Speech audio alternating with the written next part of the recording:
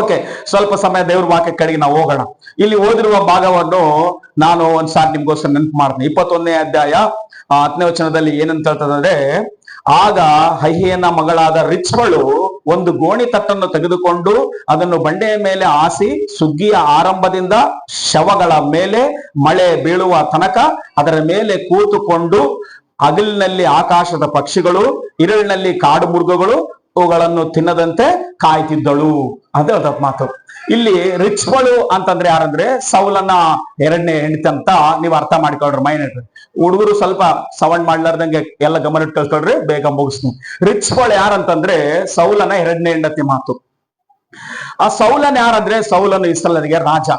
ಇಲ್ಲಿ ಏನ್ ಮಾಡ್ತದವ ಅಂತಂದ್ರೆ, ನಾವು ಎಷ್ಟು ಸಾರಿ ಓದಿದ್ರು ಅರ್ಥ ಆಗಲ್ಲ, ಸ್ಪೀಡ್ ಆಗಿ ಓದಿದ್ರು ಅರ್ಥ ಆಗಲ್ಲ, ಮಾತಾಡಿದ್ರು ಕೆಲವು ಸಾರಿ ಅರ್ಥ ಆಗಲ್ಲ. ವಾಕ್ಯ ಬಹಳ ಗಮನವಿಟ್ಟು ಯಾರು ಕೇಳ್ತಾರೋ ಅವ್ರಿಗೆ ಖಚಿತವಾಗ್ಲೂ ಅರ್ಥ ಆಗ್ತದ ಮಾತು. ಒಂದು. 2ನೇದು, ವಾಕ್ಯ ಯಾರು ಓದ್ತಾರೋ ಅವ್ರಿಗೆ ಇನ್ನೂ ಅರ್ಥ ಆಗ್ತದೆ ಈಜಾಗಿ. ರಿಚ್ಪಳು ಯಾರಂತಂದ್ರೆ ಸೌಲನ 2ನೇ ಹೆಂಡತಿ ಮಾತು. ಅದ್ರ ನೆನ್ಪಿಟ್ಕೊಳ್ರಿ. ಅಂದ್ರೆ ಉಪಪತ್ನಿ ಅಂತ ಹೇಳ್ತದ ಮಾತು ಬೈಬಲ್. ರಿಚ್ಪಳು ಅಂದ್ರೆ ಅರ್ಥ ಏನ್ ಗೊತ್ತಾ? ಸುಡುವ ಕಲ್ಲು ಅಂತ ಅರ್ಥ ಅಂತೆ. ಸುಡುವ ಕಲ್ಲು, ವೇಡೆಕ್ಕಿನ ರಾಯಿ ಅಂತ ಹೇಳ್ತಾರೆ. ಮತ್ತೆ ವೇಡೆಕ್ಕಿನ ರಾಯಿ, ಸುಡುವ ಕಲ್ಲು, ಬಿಸಿಯಾಗಿರುವ ಕಲ್ಲು ತರ ಆಯಮ್ಮಂದ ಸ್ವಭಾವಂತೆ. ರಿಚ್ಪಳು ಹೆಣ್ಮಗಳು. ರಿಚ್ಪಳು ಯಾರು? ಗಂಡ್ಮಗಲ್ಲ. ರಿಚ್ಪಳು ಯಾರು? ಹೆಣ್ಮಗಳು ಮಾತು. ಈ ಅಮ್ಮ ಏನ್ ಮಾಡ್ತದ ಅಂತಂದ್ರೆ, ಅಡವಿಗೆ ಹೋಗಿ ಅಲ್ಲಿ ಶವಗಳು 7 ಶವಗಳನ್ನ ಉರುಳೆಳೆದರ ಮಾತು. 7 ಶವಗಳನ್ನ ಹುರುಳದಿದ್ರೆ ಆ ಶವಗಳನ್ನ ಮಣ್ಣು ಮಾಡಿಲ್ಲ. ಅದಕ್ಕೋಸ್ಕರವೇ ಆ ಶವಗಳು ಮೇಲೆ ಆಕಾಶದ ಪಕ್ಷಿಗಳು ಬೆಳಿಗ್ಗೆ ಬಂದು ಕುಕ್ಕಿ ತಿಂತ ಮಾತು. ಅದಕ್ಕೋಸ್ಕರವೇ ರಾತ್ರಿ ಆದ್ರೆ ಕಾಡು ಮೃಗಗಳು ಬಂದು ಮಾಂಸವನ್ನೆಲ್ಲ ಕಿತ್ಕೊಂಡು ತಿಂದ್ಬಿಡ್ತಾ ಮಾತು. ಯಾಕಂದ್ರೆ ಅದೊಂದು ಆ ಶಾಪಕರವಾದ ಪರಿಸ್ಥಿತಿ. ಆ ರೀತಿಯಾಗಿ ಅವ್ರನ್ನ ಏನ್ ಮಾಡ್ರ ಅಂದ್ರೆ ಗಲ್ಲಿಗೆಲ್ಸ್ತಾರಲ್ಲ, ಆ ರೀತಿಯಾಗಿ ಏರಿಸಿ ಬಿಟ್ರ ಮಾತು. ಏರಿಸಿರೋದಕ್ಕೋಸ್ಕರ ಆ ವಿಷಯ ರಿಚ್ಪಳಿಗೆ ಗೊತ್ತಾಯ್ತು ಮಾತು. ರಿಚ್ಪಳಿಗೆ ಗೊತ್ತಾಯಿರೋದಕ್ಕೋಸ್ಕರ ಹೋಗಿ ಎಲ್ಲಿಗೆ ಹೋಗಿ? ಅಡವಿಗೆ ಹೋಗಿ ಬೆಟ್ಟದ ಮೇಲೆ ಗೋಣಿ ತಟ್ಟು ಕಾಟ್ಕೊಂಡು ರಾತ್ರಿ ಅಲ್ಲಿದಾಳ, ಬೆಳಿಗ್ಗೆ ಅಲ್ಲಿದಾಳ. ಬೆಳಿಗ್ಗೆ ಯಾವತ್ಲಿಂದ ಕಾಯ್ತಿದಾಳ ಅವತ್ಲ ಎಣಗಳನ್ನ? ಆಕಾಶದ ಪಕ್ಷಿಗಳು ಬಂದು, ಹದ್ದುಗಳು, ಕಾಗೆಗಳು ಅವು ಇವು ಬಂದು ಕಣ್ಣು ಕಿತ್ಕೊಳ್ಳೋದು, ಕಿವಿ ಕಿತ್ಕೊಳ್ಳೋದು, ಮೂಗು ಕಿತ್ಕೊಳ್ಳೋದು, ಅವೆಲ್ಲ ಮಾಡಿ ದೇಹವನ್ನು ಅಲ್ಲಲ್ಲ ಕಲ್ಲ ಮಾಡಬಾರದು ಇವುಟ್ಲ ಅಂತೇಳಿ ಕಾಯ್ತಾಳ ಮಾತು. 2ನೇದು, ರಾತ್ರಿ ಸಮಯದಲ್ಲಿ ಕಾಡು ಮೃಗಗಳು ಯಾವ್ದಾದ್ರು ಪ್ರಾಣಿ ಬಂದು ಅದನ್ನ ಕಿತ್ಕೊಂಡು ತಿಂದು ಕಪಾಲ ಕಾಲ ಏನಾದ್ರು ತಿನ್ಬೋದು, ನಾಶ ಮಾಡ್ಬೋದು ಅಂತೇಳಿ ರಾತ್ರಿ ಕೂಡ ಇವು ಒಬ್ಬಳೆದಳ, ಮುಂಜಾನೆ ಕೂಡ ಒಬ್ಬಳೆದಳ ಮಾತು. ಹಲ್ಲೆಲೂಯಾ. ಇದು ಏಕೆ ಹಿಂಗೆ ನಡೆದ ವಿಷಯ ಬೈಬಲ್ ಅಲ್ಲಿ ಯಾಕೆ ಬರ್ದಿಟ್ಟದಂದ್ರೆ, ಸೌಲನು ಮಾಡಿದ ತಪ್ಪಿಗೆ ಅನುಭವಿಸಿರುವಂತ ಶಿಕ್ಷೆ ಮಾತಿದು. ರಿಚ್ಪಳು ಸೌಲನ್ ಏನ್ ತಪ್ಪು ಮಾಡಿದ ಅಂತಂದ್ರೆ, ಇವ್ರು ಎದಕ್ಕೆ ಆ ರೀತಿಯಾಗಿ ಆತ್ಮಹತ್ಯೆ ಅಂದ್ರೆ ಯಾವ ರೀತಿ ಅವ್ರನ್ನ ಗಲ್ಲಿಗೇರಿಸ್ರಂದ್ರೆ, ದಾವೀದನ ಕಾಲದಲ್ಲಿ ಒಂದು ಸಾರಿ ಬರ ಬಂದತಂತೆ. ಬಹಳ ಸಾರಿ ಬೈಬಲ್ ನಲ್ಲಿ ಬರ ಬಂದತೆ. ಆದ್ರೆ ಬರ ಬಂದಿದ್ರೆ 3 ವರ್ಷ ಬರ ಬಂದತಂತೆ. ಎಷ್ಟು ವರ್ಷ? 3 ವರ್ಷ ಬರ ಬಂದತಂತೆ. ಪರಿಪಾಲಿಸದನ, ರಾಜ್ಯವನ್ನ ಆಡಳಿತ ಮಾಡ್ತದನ. ರಾಜ್ಯವನ್ನ ಆಡಳಿತ ಮಾಡ್ತಿದ್ರೆ 3 ವರ್ಷ ತಪ್ಪದೆ ಬರ ಬಂದಿರೋದಕ್ಕೋಸ್ಕರ ದೇವ್ರ ಹತ್ರ ಹೋಗಿ ಕೂತ್ಕೊಂಡಂತೆ. ದೇವ್ರು ಬಂದಿರಿದಾಗ, ದೇವ್ರೆ ಏನ್ ನಮ್ ದೇಶದಲ್ಲಿ ಮಳೆ ಇಲ್ಲ, ಬೆಳೆ ಇಲ್ಲ, ಜನರೆಲ್ಲರೂ ಬಾಧೆ ಪಡ್ತಾ ಇದ್ದಾರೆ, ಜನರಿಗೆ ಊಟ ಇಲ್ಲ, ಪಶುಗಳಿಗೆ ಮೇವಿಲ್ಲ, ಕುಡಿಲಿಕ್ಕೆ ನೀರಿಲ್ಲ, ಏನ್ ಪ್ರಭುವ ಇದು ಕಾರ್ಯ, ಏನ್ ಪ್ರಭುವ ಅಂತೇಳಿ ಪ್ರಾರ್ಥನೆ ಮಾಡ್ತಿದ್ರೆ, ಇದು ಸೌಲನ್ನ ಮಾಡಿದ ಒಂದು ಶಾಪ, ಒಂದು ಪಾಪ ಅಂತ ಹೇಳ. ಸೌಲನ್ನು ಏನ್ ಮಾಡ್ಯಾನ ದೇವ್ರಂದ್ರೆ, ಗಿಬೋನಿಯರು ಅನ್ನುವಂತ ಜನರನ್ನ ದೇವರು ಏನ್ ಮಾಡಿದ್ರೆ ಯೆಹೋಶುವ ಕಾಲದಲ್ಲಿ ಕ್ಷಮಿಸಿ ಅವ್ರನ್ನ ಸಾಯಿಸಲಾರದಂತೆ ಇಸ್ರಾಯೇಲರ ಸಂಗಡ ಇಟ್ಕೊಂಡಿದ್ರು. ಗಿಬೋನಿಯರು ಇಸ್ರಾಯೇಲ್ ಅಲ್ಲ. ಈ ಗಿಬೋನಿಯರು ನಮಗೆ ಎಲ್ಲಿ ಬರ್ತಾರಂತಂದ್ರೆ, ಯೆಹೋಶುವ ಚರಿತ್ರೆ ಪುಸ್ತಕದಲ್ಲಿ 9ನೇ ಅಧ್ಯಾಯ 1ನೇ ವಚನದಿಂದ ನೀವು ಓದ್ಕೊಂತ ಮನೆಗೆ ಹೋಗಿ ಓದ್ಕೊಂಡ್ರೆ ಇದರೆಲ್ಲ ಭಾಗವಹಿತ ಮಾತು.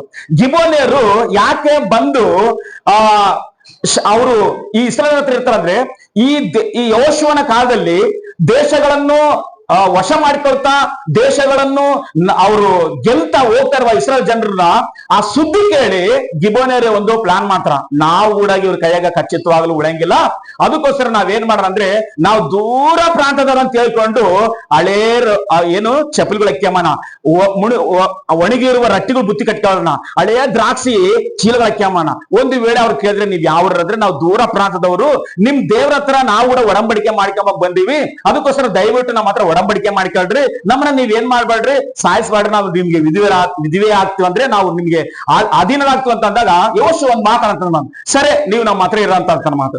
ನಮ್ಮ ಹತ್ರ ಒಂದ್ 3 ದಿವಸ ಆಗಟ್ಲೆ ಇವ್ರು ಯಾರಂತಂತೆ ಗೊತ್ತಾಗತ್ ಮಾತು ಯೋಶುವ. ಎದಕ್ಕ ಒಡಂಬಡಿಕೆ ಮಾಡಿಕೊಂಡ್ರಲ್ಲ ಆ ಮಾತುಗೋಸ್ಕರ ಅವ್ರನ್ನ ಏನ್ ಮಾಡಕ್ಕಲ್ಲ, ಮುಟ್ಟಕ್ಕಲ್ಲ, ಸಾಯ್ಸಕ್ಕಲ್ಲ ಮಾತು ಯೋಶುವ.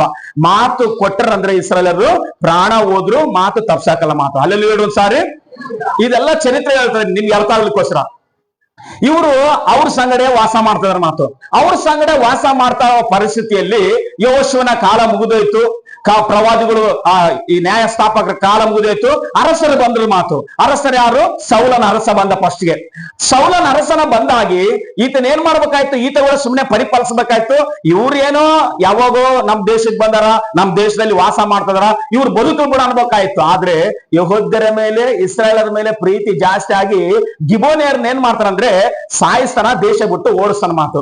ಸಾಯಿಸಿ ದೇಶ ಬಿಟ್ಟು ಓಡಿಸೋದಕ್ಕೋಸ್ಕರ ದಾವೀದ ಹೋಗಿ ದೇವರ ಸನ್ನಿಧಾನದಲ್ಲಿ ಪ್ರಾರ್ಥನೆ ಮಾಡುವಾಗ ದೇವರು ಈ ಸುದ್ದಿ ಹೇಳ್ತಾನ ಮಾತು. ಯಾರಿಗೆ?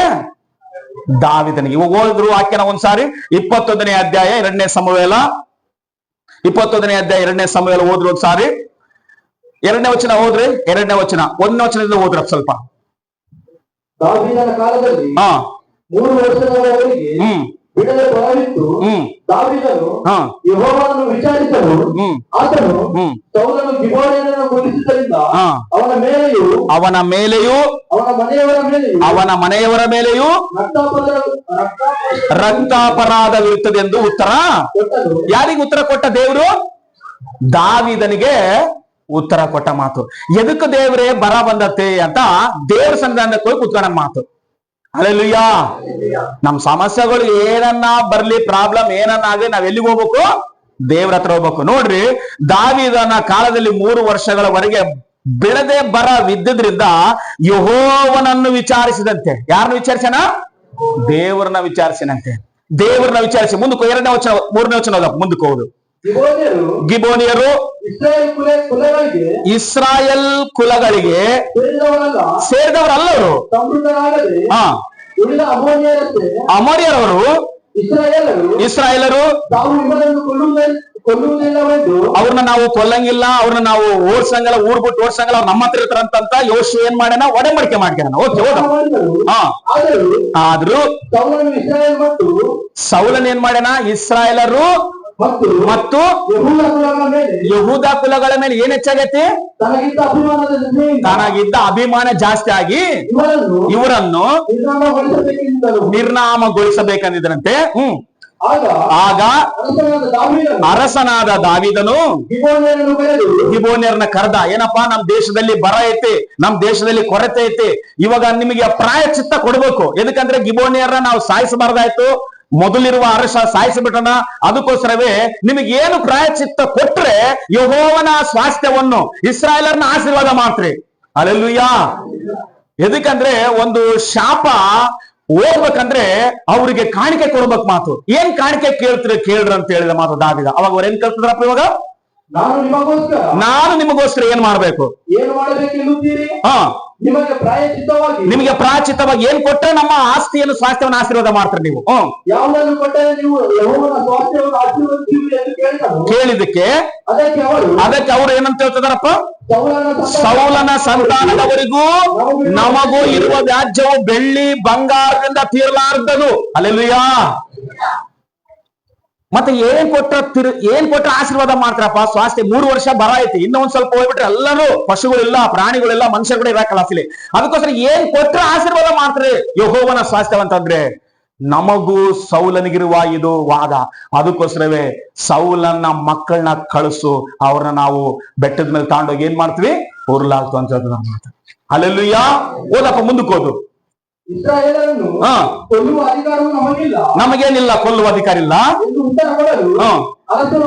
ಅರಸನವರಿಗೆ ನಾನೇನ್ ಮಾಡ್ಬೇಕು ಹೇಳ್ರಿ?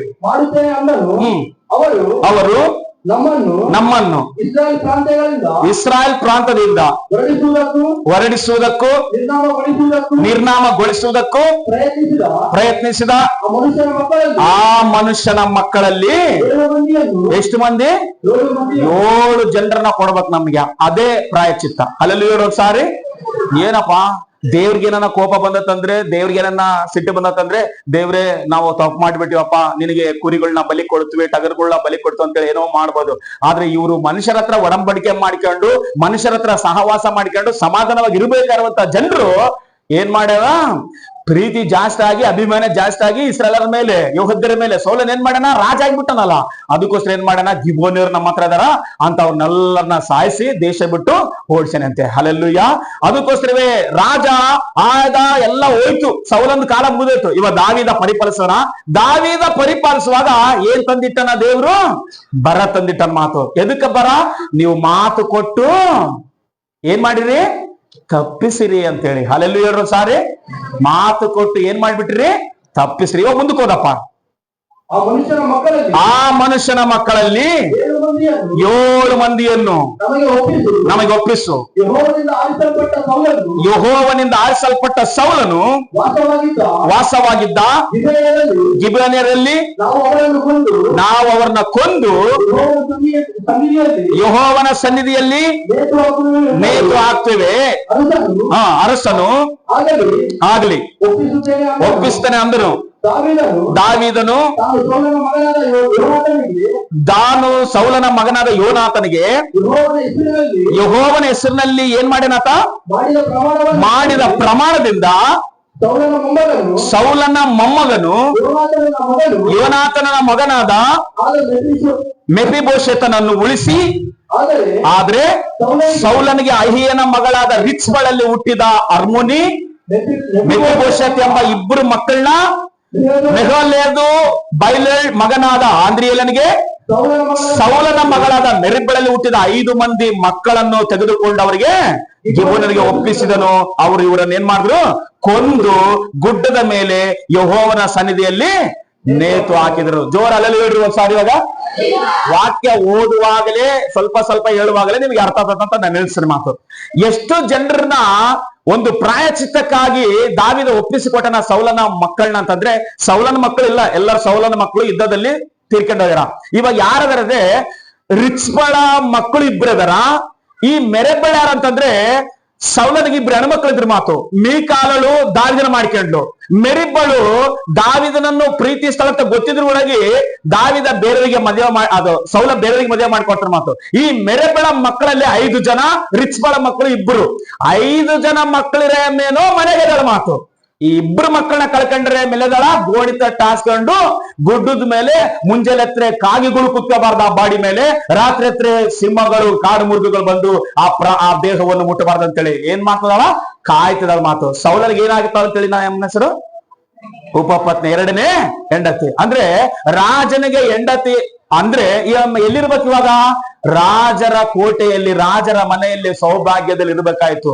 ಆದ್ರೆ ಆ ಸ್ಥಾನ ಬಿಟ್ಟುಬಿಟ್ಟು, ಆ ಒಂದು ಎಲ್ಲ ಸೌಖ್ಯತೆ ಎಲ್ಲ ಬಿಟ್ಟುಬಿಟ್ಟು ಏನ್ ಮಾಡ್ತಾವಂತಂದ್ರೆ, ತನ್ನ ಮಕ್ಕಳು ಅನಾಥ ಶವಗಳಾಗಿ ಅಲ್ಲಿದ್ದಾರೆ. ಅದಕ್ಕೋಸ್ಕರವೇ ಆ ಕಾರ್ಯ ನೆರವೇರತಕ್ಕನ ನಾನು ಊರು ನೋಡಬಾರ್ದು, ನಾನು ಪಟ್ಟಣ ನೋಡಬಾರ್ದು ಅಂತೇಳಿ ಅಡಿಗೆಯಲ್ಲಿ ಒಂಟಿಯಾಗಿದ್ದಾಳಂತೆ ಅಮ್ಮ. ಹಲ್ಲೆಲೂಯಾ. ಆಯಮ್ಮ ತೀರ್ಕೊಂಡು ಹೋಗ್ಯಾರ, ಅವ್ರಿಗೆ ಜೀವ ಬರಂಗಿಲ್ಲ ಅಂತ ಮಕ್ಕಳಿಗೆ ಆಗಿ ಅಮ್ಮ ರಾತ್ರಿ ಹಗಲು ಗುಡ್ಡದ ಮೇಲೆ ಕೂತ್ಕೊಂಡಾಳ. ಬೈಬಲ್ ನಲ್ಲಿ ಒಂದು ಮಾತು ಹೇಳ, ಯೇಸು ಸ್ವಾಮಿ ನನಗೋಸ್ಕರ ಅಳಬೇಡ್ರಿ. ಇವಾಗ ಅನ್ರಿ, ಬದುಕಿರುವ ನಿಮ್ಮ ಮಕ್ಕಳಿಗೋಸ್ಕರ 10 ಪ್ರಾರ್ಥನೆ ಮಾಡ್ರಿ. ಹಲ್ಲೆಲೂಯಾ. ರಿಚ್ಬಳು ಸತ್ತೋಗಿರುವ ಬಾಡಿಗಳು ಕಾಯ್ತಿದಾಳ ಅಡವಿಯಲ್ಲಿ. ಒಂದು ವೇಳೆ ಕಾಯುವ ಸಮಯದಲ್ಲಿ ಯಾವ್ದಾದ್ರೂ ಕಾಡು ಮುರ್ಗ ಬಂದು ಆಯಮ್ಮನ ಅಟ್ಯಾಕ್ ಮಾಡಿ ಸಾಯಿಸ್ಬೋದು. ಆದ್ರೂ ಆ ಶವಗಳು ಅಲ್ಲಿ ನೇತಾಕ್ಬಾರ್ದು, ಗೌರವವಾಗಿ ಘನತೆಯಾಗಿ ಔಟ್ಲಕ್ಕ ಮಣ್ಣಾಗ್ಬೇಕಂತೇಳಿ ರಾತ್ರಿ ಅನ್ಲಾರ್ದೆ ಹಗಲನ್ಲಾರ್ದೆ ಆಯಮ್ಮ ಏನ್ ಊಟ ಮಾಡ್ತದಾಳೋ, ಯಾರು ಊಟ ಕಳ್ಸಾರ ಗೊತ್ತಿಲ್ಲ, ಆಗ್ಲಿ ಬೈಬಲ್ ನಲ್ಲಿ ಬರ್ದಿಲ್ಲ. ರಾತ್ರಿ ಅಲ್ಲಿದ್ದಾಳೆ, ಹಗಲು ಅಲ್ಲಿದ್ದಾಳೆ. ಸತ್ತಿರುವ ತನ್ನ ಮಕ್ಕಳಿಗಾಗಿ ಕಾಯ್ತಿದ್ದಾಳ ರಾತ್ರಿ ಹಗಲು. ಏಸೇನಂತೇಳೇನಾ, ನನಗೋಸ್ಕರ ಅಳಬೇಡ್ರಿ.